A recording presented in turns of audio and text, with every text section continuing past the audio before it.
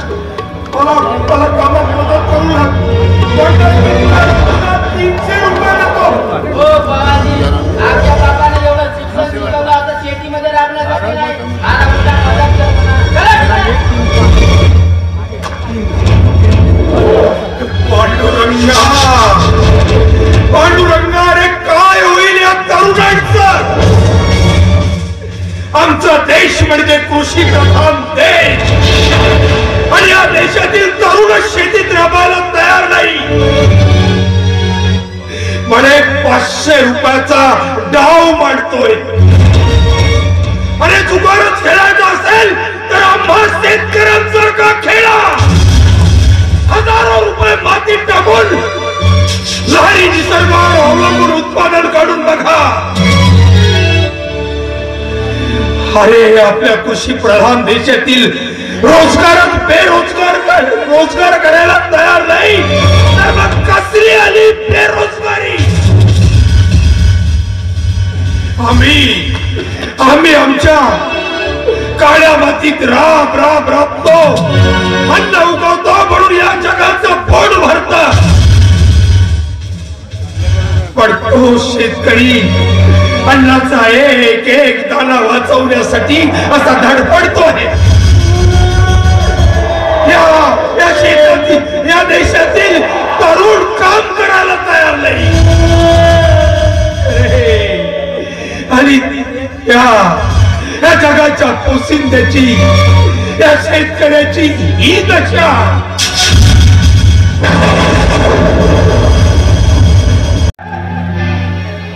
मी तुला फक्त 50 रुपये मागितलं, 50,000 नाही मागितलं मी तुला।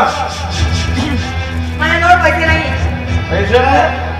मला सांग, का तू त्या पाटलाच्या शेताला धान कापायला गेले होतीस ना? असं आहे ना?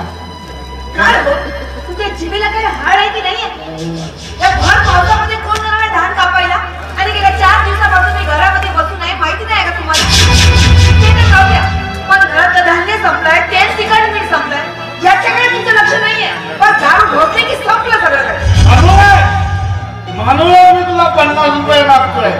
नाही मी त्याचं काय आहे बिघड? आज जर का तू मला 50 रुपये दिलेस ना, मी 50 रुपये लावतो ना 5,000 रुपये उचलतो एका झटक्यात। बरोबर आहे ना तुमचं? म्हणजे पैसे असे रस्त्यावरतीच पडले नाही की 50 दिले की 5,000 आणले? शिले तू इथेच मागे। अगं माझ्याजवळ आज एकदम परफेक्ट गेम आहे। नो कट ना कुट, डायरेक्ट आपला। मला रोजच तुमचा परफेक्ट गेम असतो, पण तो मात्र कधी येतच नाही। आणि येताना अशा थट्टापट्टीसाठी माझ्याजवळ पैसे नाही आहेत। हे शिले आजच्या दिवस तू मला पैसे दे, मग तुझ्यासाठी नवीन साडी आणतो, आपल्या चिंटूसाठी नवीन कपडे आणतो आणि घरामध्ये अन्न धान्य ट्रक भरून घेऊन येतो। आजच्या दिवस मी सांगितलं ना तुम्हाला की माझ्याजवळ पैसे नाही, मला अरे बेटा चिंटू, आज इतके लवकर आला? आज आमच्या सरांनी 30 रुपये सांगितले। 30 रुपये? अरे पण 30 रुपये कशासाठी? तुझी फी तर भरली होती आपण। आई आमची परीक्षा आहे ना पुढच्या महिन्यात। परीक्षा आहे? बरं ठीक आहे, देते मी तुला 30 रुपये। ठीक आहे? काय बायको आहे? तुला मी 50 रुपये मागितले तर नव्हते. आणि ह्या पोराने तुला पैसे मागितले तर काय बायको आहे? बघा, तुम्हाला जर तुमचे शौक आहे, म्हणजे पूर्ण करायचे आहेत ना, तर जाऊन जरा शेतामध्ये राहा ना. आणि शेतामध्ये माझ्याजवळ पैसे नाही तर सांगितलं मी तुम्हाला. कुणाला शेतामध्ये राबायला सांगताय तू? या सुत्रांना अरे जो पैशाला पैसा कमवतो त्याला तू शेतीमध्ये राबायला सांगते? लागली होय आई, काहीतरी असेल तर खायला दे ना. चल बेटा, हात पाय धुवून घे, कपडे बदल, मी तुला जेवण देते. अरे इकडे हो, त्याला भूक लागली आहे ना. बघा तो शाळेमध्ये का माती टाकायला गेला होता का? जपून आलाय पोरगा शाळेमधून. तो जुगा कोणतर का जाईल तो? पाचवीत. पाचवीत आहे? सहावीत काहून नाही गेला? अबे सहावीत काहून नाही गेलास? माझं नाव सांग ना पुढच्या वर्षी सहावीतचा. आणि हे गणित तुला शिकवते ना? गावंडे. आवडले पण मॅडम नाही शिकवत. मॅडम नाही? ठीक आहे बे, ठीक आहे. अबे जिल्हा परिषदला मी जर फोन केलो तर ते एका झटक्यात मॅडम आले असते.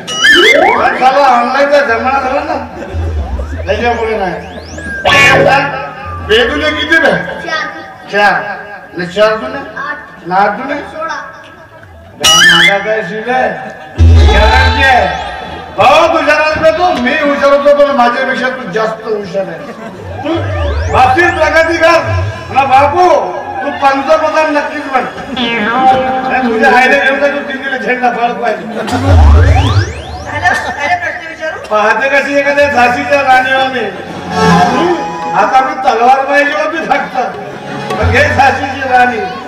50 रुपये मागितले तर नाही. तशी एवढी धमकी वाचली का तुमच्या? गेली केस मारून बाई. अरे बाबा बाबू, अरे काही लाज शरम आहे का? अरे अरे कुणाच्या वेळी कुठे गेला होतास? काय म्हणतो धामाची उतारी? दारूमुळे तुझे घाण ठेवलंस का? अरे जेमतेम भारे बांधून झाले. मशीन लावायचे त्या उकळी कुठून येणार आहे? मशीन लावायची काय गरज नाही. मी एकदा रात्रीभरातून पायाने फिरून टाकतो. 50 रुपये कशाला हवे तुला पैसे? अरे शेतात राबला असतास तर 200 रुपये मिळाले असते. सौदे बेटी ही रोजचीच भानगड आहे. जाऊ दे बाबा. मला सांगा की पीक गोळा करायला मजदूर मिळाले का? पोरी, आपल्या कृषी प्रधान देशात बळीराजाची 4ही बाजूनी लूट केली जाते.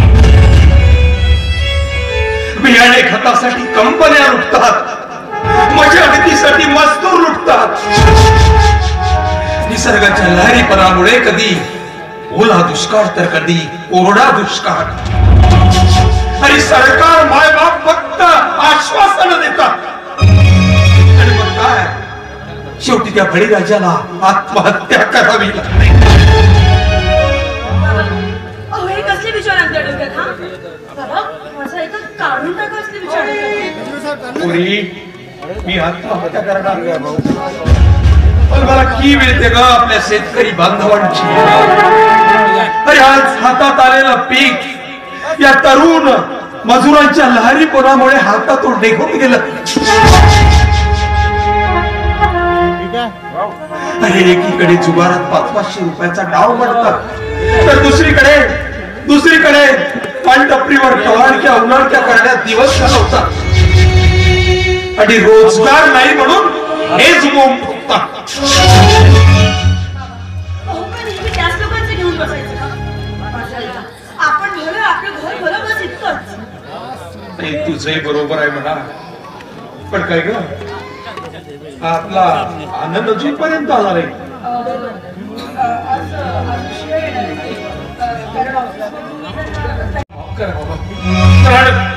कारण मी कधीच बाप बनू शकत नाही.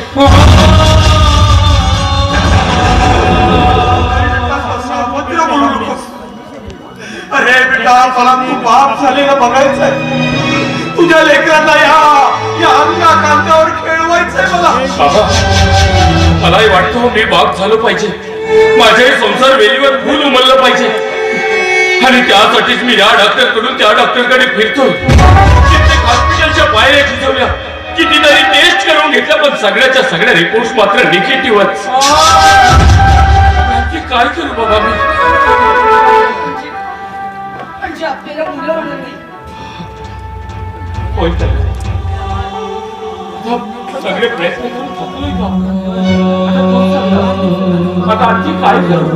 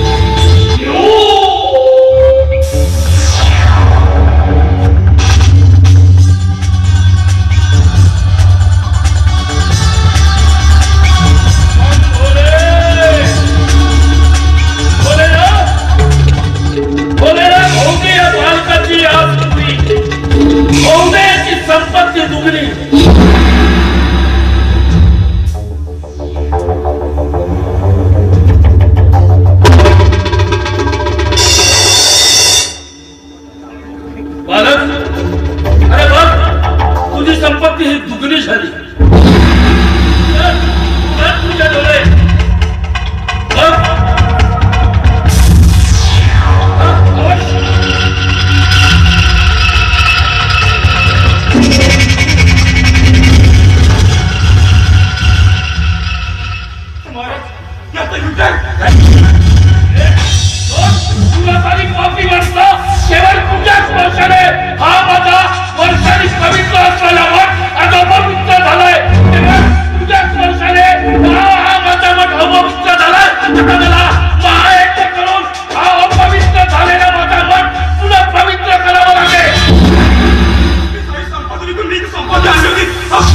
माझी संपत्ती मला परत मिळवून आता काय परत करू? केवळ तुझ्या स्पर्शाने तुझ्या संपत्तीचे ज्या विटामध्ये रूपांतर झाले आता काय परत करू? तुम्ही खोटं बोलतो मला.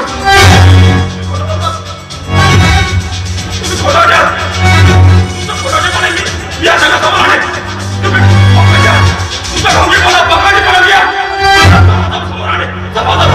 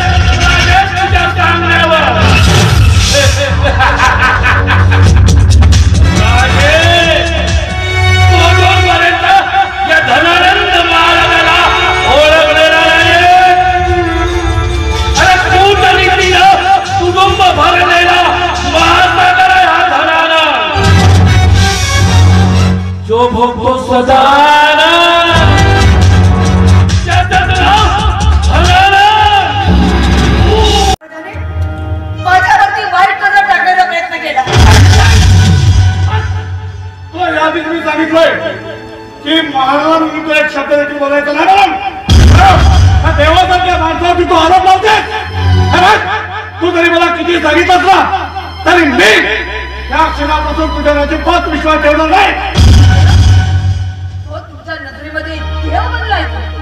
ठीक आहे, म्हणजे घरातील लोक तुमची बायको सांगते यावर तुमचा विश्वास नाहीये. बिलकुल नाही. पण त्याने जे मला घाव दिलं ते दाखवल्यानंतर तर तुमचा विश्वास बसेल ना. असं होऊ शकत नाही. ठीक आहे, बघा बघा तुम्ही काय केलं तुमच्या बायको सोबत.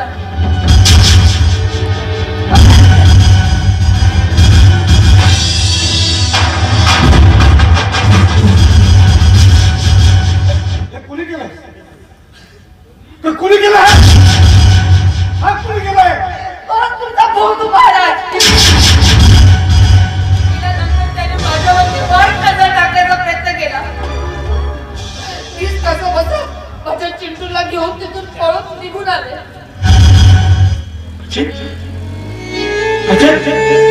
धनानंद महाराजांनी तुझ्यावरती